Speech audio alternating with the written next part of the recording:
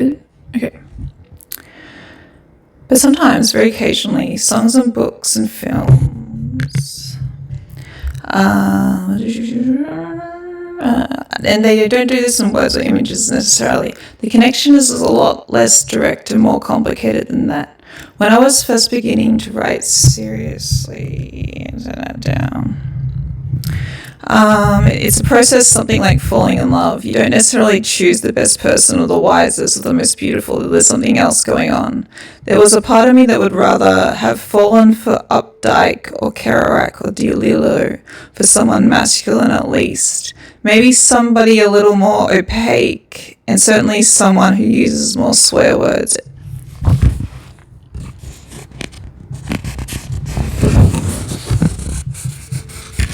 And though I have admired those writers,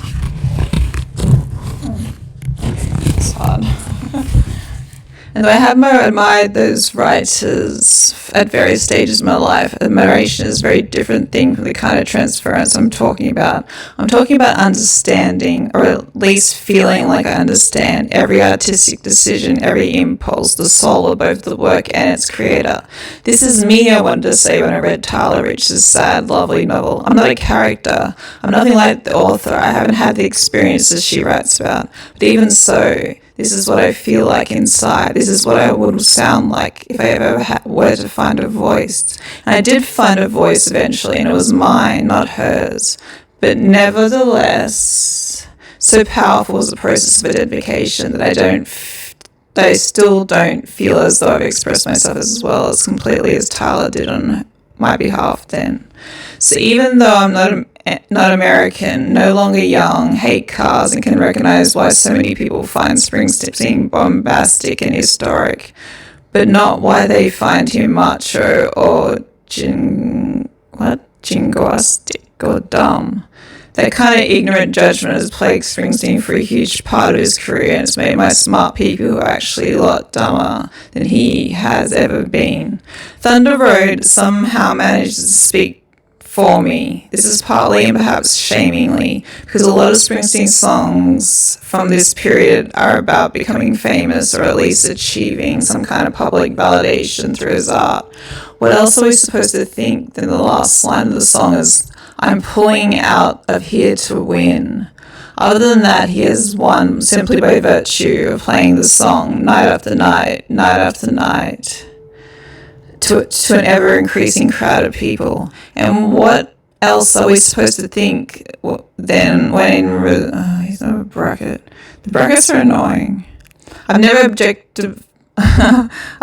objectionable. It's never objectionable or obnoxious, this dream of fame, because it derives from a restless and uncontrollable artistic urge. He knows he has talent to burn, and the proper reward for this, he seems to suggest, would be the financial withdrawal to fulfill it.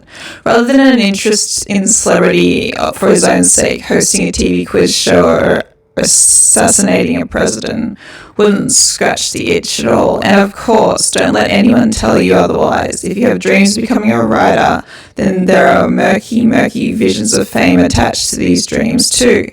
Thunder Road was my answer to every rejection letter I received and every doubt expressed by friends or relatives. They lived in towns for losers, I told myself, and I, like Bruce, was pulling out of there to win. That's interesting. That's cool.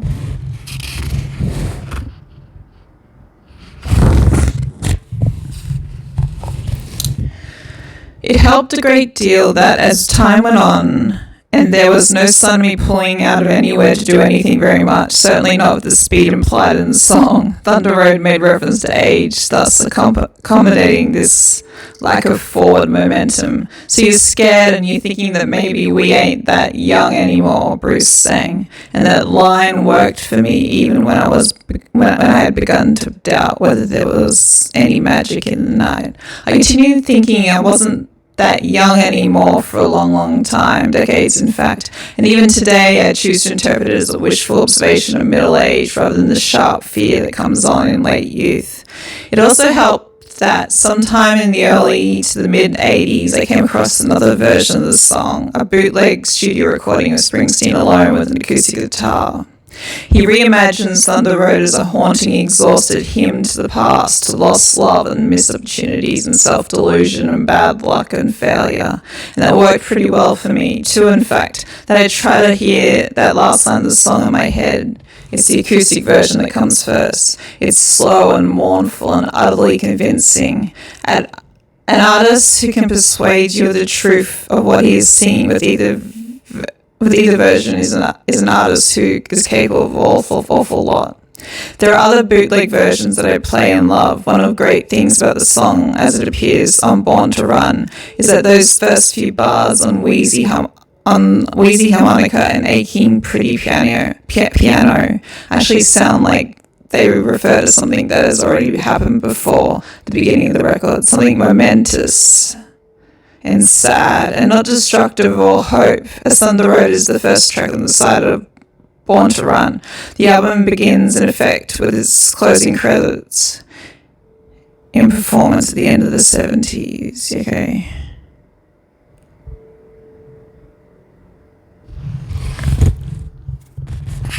Bruce Springsteen is amazing.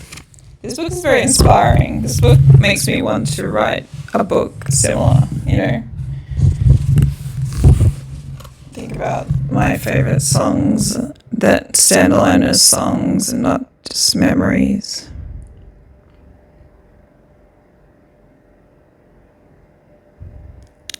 Postscript. Okay. A few years ago, I started to sell a lot of books, at first only in the UK and then later in other countries too, and to my intense bewilderment found that I had somehow become part of this literary and cultural mainstream.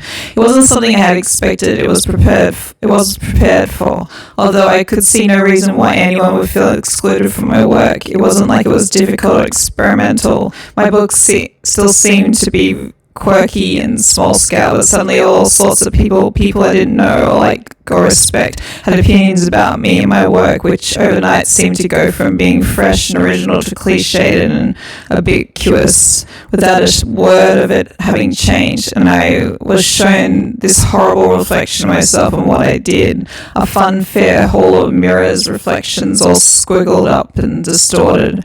Me, but not me. It wasn't all I was given a particularly hard time, and certainly other people, some of whom I know, experienced much worse. But even so, it becomes in those circumstances very hard to hang on to the idea of what you wanted to do. And yet Springsteen somehow managed to find a way through. His name is still taken in vain frequently. And for some, the Hall of Mirrors reflection is only Springsteen they can see.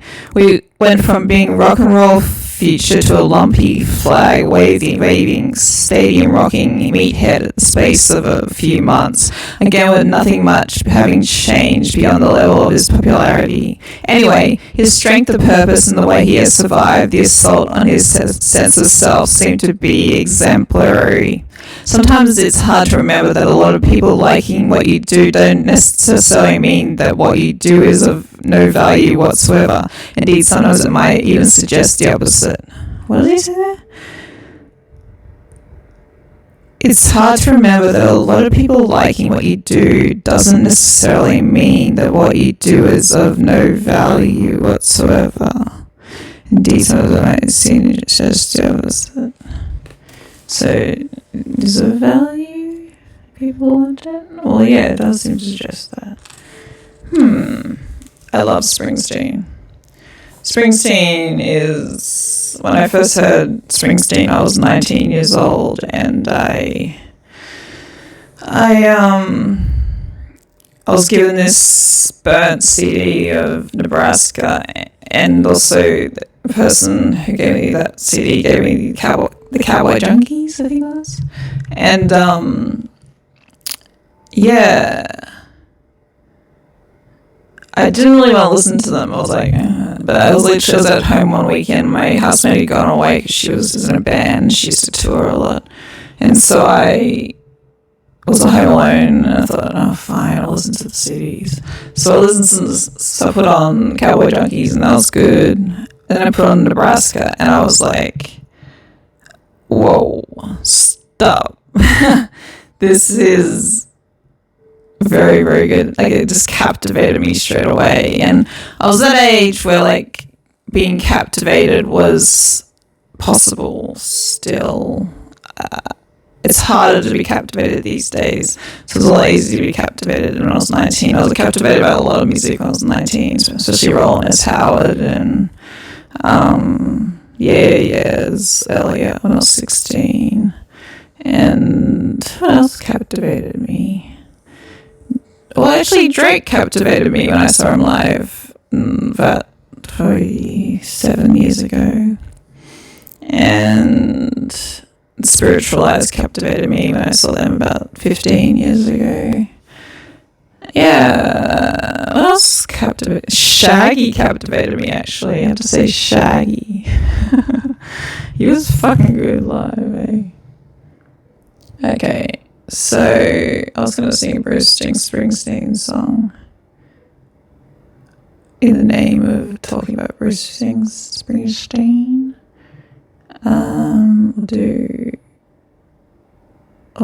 So I entered this competition called,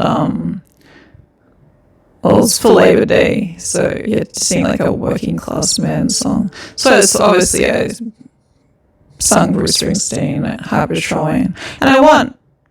I got top 3, I think, which was interesting. I never won these competitions before because I don't self-gift as much. Well, I do sometimes like self-gift, but I don't, not much.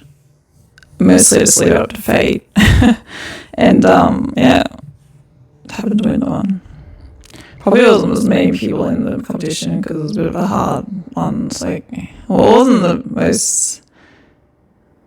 most like popular competition because it was like you have to sing. It wasn't much you could sing besides really Bruce Springsteen. I don't know what else was this working class. I guess a lot of Australian stuff would be working class. What? Highway Patrolman, you dumbass. Yes. Johnny Cash. No. Johnny Cash and Bruce sing the same songs a lot. Yeah. Okay, here we go. We're in. Our first date, massaging out in Burnsfield, Eric's number 8. I always done an honest job, as honest as I could. I got a brother named Frankie ain't no good.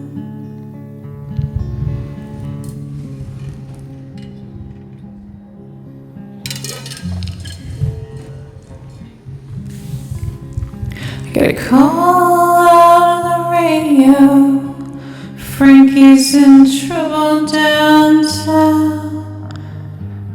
Well, if it was any other man, I put him straight away. But when it's your brother, sometimes you look the other way.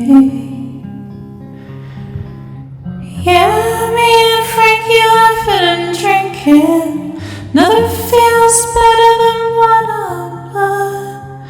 Taking turns dancing with Maria as the band played out of the Johnstown flood. I'll catch him when he's straight, like any brother would. Man turns his back on his family, well, he just ain't no good. Well, Frank went into the army back in 1965. I got a farm to farm and to settle down, took Maria for my wife. But then the wheat prices kept dropping till it was like we were getting robbed. Frankie came home in 68 and me, I took this job. Yeah, we're laughing and drinking. Nothing feels better than blood on blood. taking turns dancing with Maria as the band played Night of the Johnstown Flood. I'll catch him when he's straight, teach him how to walk that line. Man turns his back on his family, he ain't no friend of mine.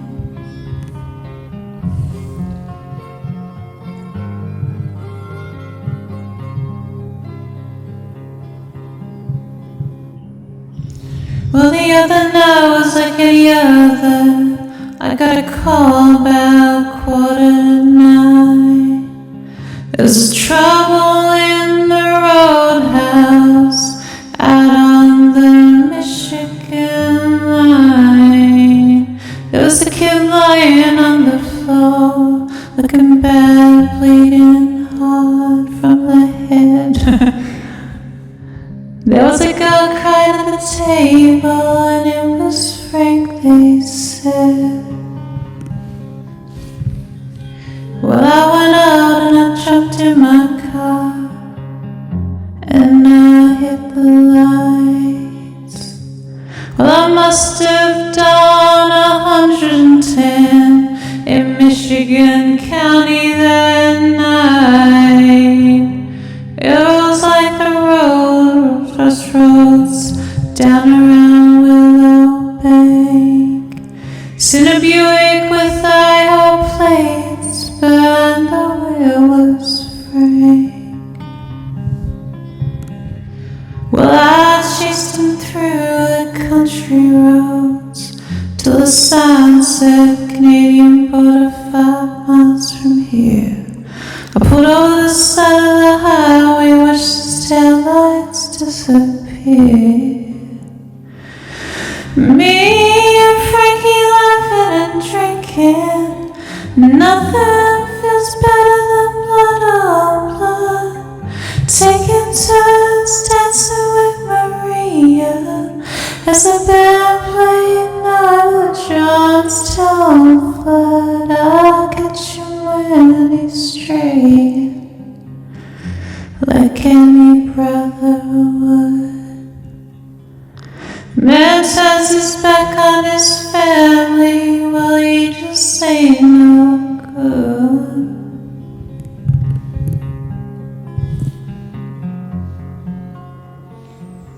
I really love that song. I love that story. Such a beautiful story. Such a beautiful album, Nebraska, by Bruce Springsteen. And in the same vein,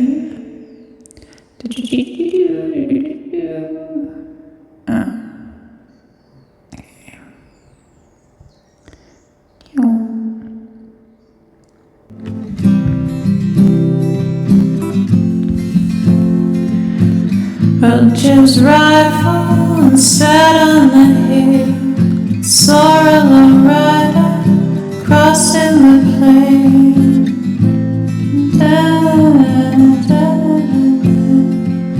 He come to foot, went off in my hand, a shot ran out.